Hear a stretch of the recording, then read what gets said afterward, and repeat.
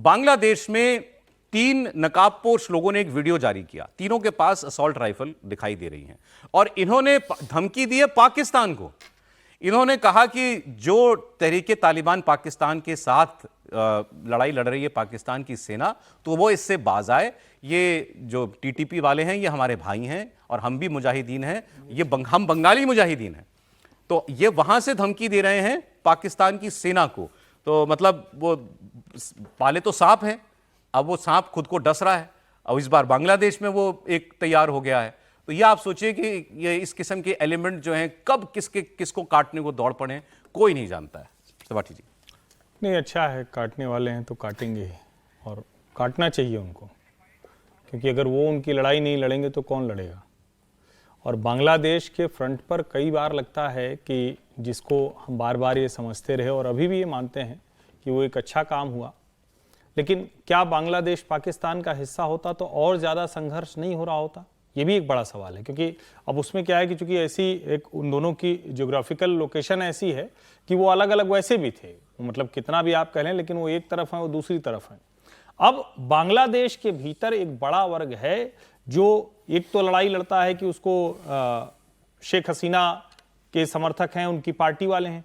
दूसरा एक वर्ग है जो अब वहां जैसा पीओजेके में था वैसा बांग्लादेश के कई हिस्सों में बाकायदा इस तरह के जो अपने आप को मुजाहिद कहते हैं या जो कहते हैं, आजकल तो हमारे यहाँ भी मौलाना लोग थोड़ा सा गड़बड़ा गए हैं, वो भी पता नहीं क्या क्या उसी तरह की बात बोल रहे हैं।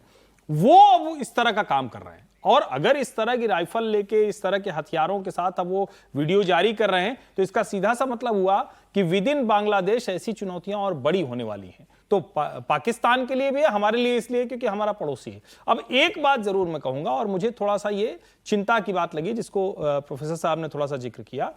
इमरान खान के समर्थक लगता है अवसर चूक गए। और मैंने कल भी कहा था, उससे पहले भी कहा था कि देखिए, अराजकता जब चरम पर होती है तब कोई रास्ता निकल सकता है। एक बार सेटल हो गया ना तो फिर आप कुछ कर नहीं सकते हैं। अब ये जो मिलकर आए हैं, और उसमें मुझे लगता है कि उनकी बहनों ने जो लीडरशिप दिखानी चाहिए थी वो नहीं दिखा पाई। ये उजमा खान या सलीमा खान, जो नाम है उनकी दिखा दी तस्वीरें, उनको जो लीडरशिप दिखानी थी, क्योंकि ये वो अवसर था जिस वक्त आसिम मुनीर और शरीफ ब्रदर्स, इनके बीच में रस्साकशी चल रही है।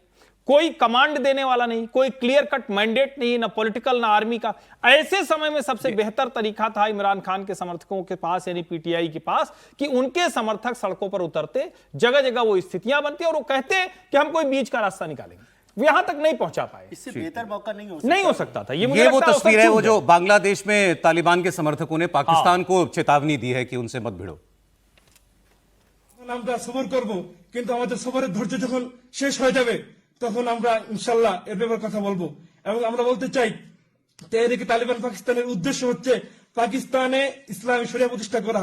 আল্লাহি আমাদের একমাত্র উদ্দেশ্য পাকিস্তানে পূর্ণ শরিয়া প্রতিষ্ঠা করা। আমরা কোনো ক্ষমতা। ये बांग्लादेश में पैदा हो गए पाकिस्तान के दुश्मन, तालिबान के हिमायती, वो उसकी तस्वीर है ये आपको मैंने दिखाई। अब बात करते हैं कल से जो एक बहुत बड़ी खबर होगी, रूस के राष्ट्रपति व्लादिमीर पुतिन का भारत दौरा। अब जो ये लड़ाई चल रही है यूक्रेन की जंग के बीच, पुतिन का ये दौरा हर मायने में बहुत अहम है। अमेरिका ने इनको यूरोप ने इनको वॉर क्रिमिनल घोषित किया हुआ है। अब ये बड़ा सिलेक्टिवली ट्रैवल करते हैं पुतिन, ज़्यादातर अब देश के बाहर निकलते नहीं हैं। अब दिल्ली आ रहे हैं।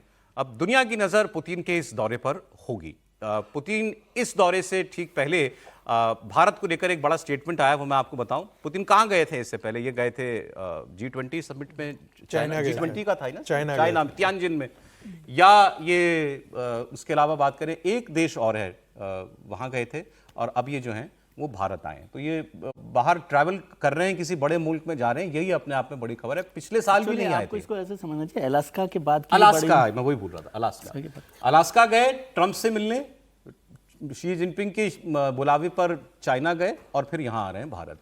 अब इनके जो प्रवक्ता हैं दिमित्री पेस्कोव, उन्होंने पत्रकारों के लिए एक प्रेस कॉन्फ्रेंस की और इसी दौरे को लेकर के, और उन्होंने एक बहुत बड़ी बात की।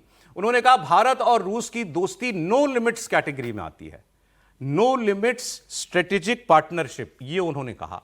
और उन्होंने फिर, चले ये भी डिप्लोमेटिक लैंग्वेज हम मान लेते केवल, लेकिन फिर उन्होंने उसमें उदाहरण दिया और उन्होंने कहा कि हमारी जैसी रिलेशनशिप चाइना के साथ है, नो लिमिट्स, वैसी रिलेशनशिप हम भारत के साथ अपेक्षा करते हैं और इसमें भारत जहां तक चलने को तैयार है, हम तैयार हैं। मतलब नो होल्ड्स बार्ड, जहां तक आप हमारे साथ दोस्ताना संबंध रख सकते हो, जो देश एक दूसरे के साथ जिस भी स्तर पर कोऑपरेशन एक्सपेक्ट कर सकते हैं, हम सब करने के लिए तैयार हैं। बस इसमें भारत आगे लीड ले। A very, very high level of cooperation with China in various fields, like with India. And yes, it's our readiness to enhance, to develop our cooperation with China is in various fields without no limits. But the same stand we have with India. We are ready to go as far as India is ready. And we're ready to develop our cooperation in every possible field, as far as India is ready. अब जब इन्होंने China का नाम लिया तो China और रूस की कोऑपरेशन का स्तर क्या है, इसको आप थोड़ा समझिए। सारी जो जंग लड़ रहा है रूस यूक्रेन के साथ, उसका तो कोई संगी साथी है नहीं। हम पर भी इल्जाम यह है कि हम उसको वॉर मशीन को फंड कर रहे हैं तेल खरीद करके। हमने तेल खरीदा कर दिया बहुत कम। 3 साल में सबसे न्यूनतम स्तर पर है हमारा रूस से तेल खरीद का आंकड़ा। इसके अलावा चाइना सारी फंडिंग उनको करता है, दावा होता है, करते हैं कि हथियार भी जो है इनकी, वैसे अपनी डिफेंस इंडस्ट्री बहुत बड़ी है, लेकिन चीन उसमें हर मुमकिन मदद करता है। अभी एक फैसला रूस ने लिया, रूस ने पूरे चीन के लिए, चीन के हर नागरिक के लिए वीजा फ्री एंट्री कर दी रूस के अंदर। चीन का कोई भी नागरिक अब बस जहाज पकड़ के सीधा रूस पहुंच सकता है उनके किसी भी शहर में। और इसका असर क्या हुआ, चीन के और रूस के दोनों के एयरलाइंस में बम्पर बुकिंग होना शुरू हो गई, होटल्स में धड़ाधड़ बुकिंग शुरू हो गई। बोला ऑफ सीजन है वैसे तो ये, लेकिन जबरदस्त टूरिस्ट का आना जाना शुरू हो गया है। तो ये कदम उठाया है अभी रूस ने चीन के लोगों के लिए। अब ये कह रहे हैं कि इंडिया के साथ हम उसी स्तर पर जाने के लिए तैयार हैं।